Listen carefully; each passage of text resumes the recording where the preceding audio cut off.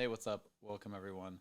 Thank you for tuning in. Today's MOTO Monday, and as always, we always come on here and we discuss the past, present, and future of the military. Today, we're going to be talking about just shortly. Uh, General David Berger's come out with a new force design for 2030 and those initiatives, and to be honest, they're insane. I don't really know how or he came up with any of it. But his idea of he wants to eliminate the amount of tanks that the Marine Corps has. He wants to eliminate many of the helicopters, which is insane considering Marines are the ones that basically started helo insertion. Um, he wants to get rid of the heavy engineering capabilities, and he wants to also get rid of a bunch of the tubed artillery and reduce the actual overall size of the Marine Corps' infantry strength, which is literally everything that the Marine Corps is based around, is the ability to go out and fuck shit up and fight, especially, you know, within a short notice. So I really don't understand this. He's supposedly said there was a bunch of war gaming that had gone on, but as anyone knows, war games don't actually prove anything. A lot of times they're just like one side is just lays down while the other ones go do their thing. Um, I'm not saying they game the game. I'm not saying we know because we don't know. What the big portion of this is that he actually kept all of the war gaming that was done classified. So we're supposed to get something by the end of the year about kind of some of the details for the war gaming.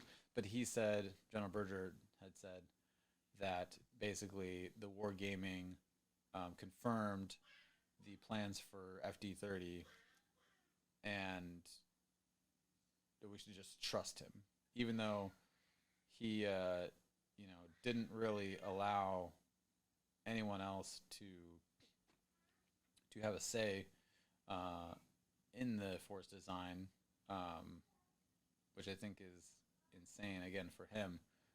There was no talk with Congress. There was no input from the U.S. combatant commanders in Europe, the Middle East, or Africa.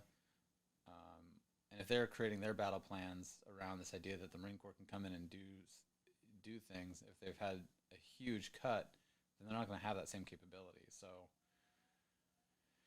yeah, I don't really know. I don't really know why anyone would want to reduce the size of the Marine Corps. To me, it kind of seems a bit like the opposite thing you'd want to do. I mean, people have been trying to cut down and scuttle the Marine Corps for a long time, but never like this, and never like behind closed doors in secrecy. I honestly think that he might be the worst. If he truly goes through with this, he will be the worst commandant for the Marine Corps ever. And it's going to have a massive, it's going to be to a massive detriment to our military if we severely reduce the capabilities of the Marine Corps, because our entire military hinges on the capabilities of the Marine Corps. You have different every branch has their own thing. Obviously, the Navy gets people to the fight and can resupply the fight. The Air Force obviously is dropping warheads on foreheads. They're what they do is obvious. The Marine Corps is a seizing force. The whole purpose of the Marine Corps is to go in, take ground, and take on that initial barrage, and go take the fight to the enemy. The Army does some of that, but they're an occupying force. So their job is to come in, set up for that long term back end to make sure that things continue to go smoothly over the course of years and then, as we've seen, maybe decades. So I just can't get behind this whole force, this whole FD30 plan. I just can't. I hope that David Berger, our commandant, really gets his head out of his ass. And yeah, honestly, it's like, man, and you're basing this on war games. I mean, yeah, there have been some really good war gaming that was done in the past in military history, but this is just not. There's no way that anyone's going to convince me that limiting the the Marine Corps to that, especially in that way, is just it's insane. It just is. Um, Yeah, thanks for tuning in, guys. I appreciate it. If you guys have any comments or questions, put them in the link in the comment section below, and we will see you guys next Monday. Think about this, and if there's anything else you guys want me to cover, we will definitely do that.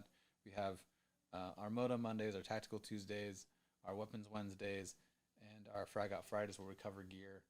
So let me know what you guys want to see, want to talk about. We'll be doing some podcast stuff here coming up as well, I think.